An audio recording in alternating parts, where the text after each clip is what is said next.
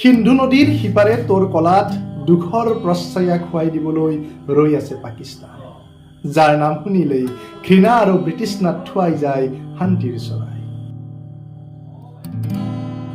কালি কাশ্মীৰত সন্ত্ৰাসবাদীয়ে যি বৰ্বৰ আক্ৰমণ চলালে, এই ঘটনাই ভাৰতবাসীৰ লগতে সমগ্ৰ বিশ্ববাসীক শোকাভূত কৰি ৰাখিছে। লগতে সন্ত্ৰাসবাদীৰ এই বৰ্বৰতাই সকলোকে চিন্তিত কৰি ৰাখিছে। একে সময়তে আমাৰ ভাৰতবাসীৰ মাজত ক্ৰোধ ঘৃণাৰে উপচি পৰিছে। এই মুহূৰ্তত মোৰ এটা কবিতা মনলৈ আহিছে, যি কবিতাটো মই বহুত আগতেই লিখিছিলোঁ আৰু 2021 চনত মোৰ দ্বিতীয়খন কবিতা পুথিত এই কবিতাটো অন্তৰ্ভুক্ত কৰিছিলোঁ। এই কবিতাটো মই আপোনালোকৰ সন্মুখত পাঠ কৰিব লৈছোঁ।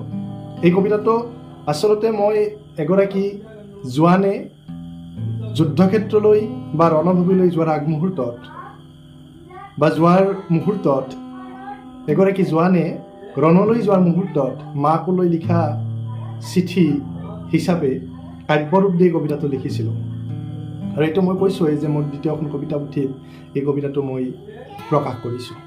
গতিকে এই কবিতাটো মই আপোনালোকলৈ আগবঢ়াব বিচাৰিছোঁ। এনে এটি পৰিৱেশত এই কবিতাটো যথেষ্ট প্ৰাসংগিক। আৰু মই কালি যিটো ঘটনা সংঘটিত হৈছে, এই ঘটনাত এগৰাকী সেনাবাহিনীৰ জোৱানো নিহত হৈছে। তেওঁৰ লগতে যিকেইগৰাকী পৰ্যটকে সন্ত্ৰাসবাদীৰ বৰ্বৰতাৰ বলি হ'ল, সন্ত্ৰাসবাদীৰ বৰ্বৰতাৰ চিকাৰ হ'ল, তেওঁলোকলৈ শ্ৰদ্ধাঞ্জলি জনাই এই কবিতাটো মই পাঠ কৰিছোঁ। আৰু দেশৰ জোৱানসকলৰ নামত এই কবিতাটো পুনৰবাৰ উৎসৰ্গা কৰিছোঁ। মা, সিন্ধু নদীৰ সিপাৰে তোৰ কলাত দুখৰ প্ৰশ্ৰয়া খুৱাই দিবলৈ ৰৈ আছে পাকিস্তান, যাৰ নাম শুনিলেই ঘৃণা আৰু ব্ৰিটিছ নাথুৱাই যায় শান্তিৰ চৰাই। মা, তোৰ বগা আচলত ৰঙা দাগ সানিবলৈ সীমান্তৰ সিপাৰে লুকাই থাকে আখুৰিক তৃপ্তি, দুচকুত জ্বলি উঠে জুই, বুজাম সিহঁতক মই। মা, যুদ্ধ নিবিচাৰো লাগে শান্তি, কিন্তু লাইন অফ কণ্ট্ৰলত বাজি উঠে ৰণদুন্দুবি।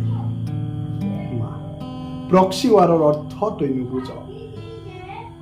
মা, মই ৰণলৈ ওলালো, কাইলৈ যদি বন্ধ কফিনত আবদ্ধ হয় তোৰ লাল, চকুলৰ বাট বুলি তই দুখ নকৰিবি।